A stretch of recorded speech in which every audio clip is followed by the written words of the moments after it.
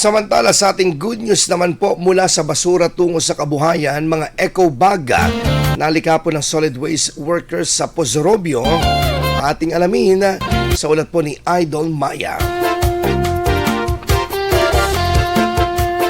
Ang dating itinatapon at tinuturing na wala ng silbi ay nagkakaroon ngayon ng panibagong buhay sa bayan ng Pozorobio. Sa halip na tuluyang maging bahagi ng tambak na basura, ang ilang materyales ay kinokolekta, inaayos at binibigyan ng bagong gamit ng grupong Solid Waste Workers of Pozorobio o SWAP. Sa pamamagitan ng pag-upcycle, ang mga ito ay nagiging eco bags at iba pang mga kapaki-pakinabang na produkto.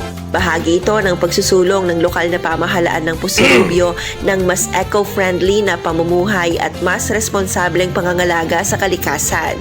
Sa halagang 50 piso kada piraso, maaaring magkaroon ng eco bag ang mga residente habang nakikiisa sa isang inisyatibong naglalayong bigyan ng panibagong halaga ang mga materyales na dati nang itinatapon.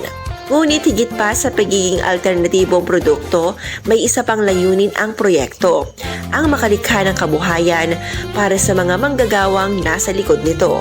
Ang kikitain mula sa programa ay ilalaan sa pagpapatuloy ng produksyon at magsisilbi ring dagdag na kita para sa mga kasapi ng SWAP.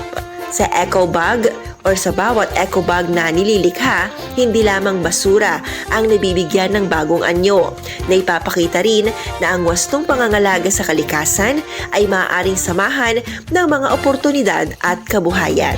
Yan ang ating good news. Ako po si Idol Maya, Tatak IFM. IFM News. IFM News. IFM News.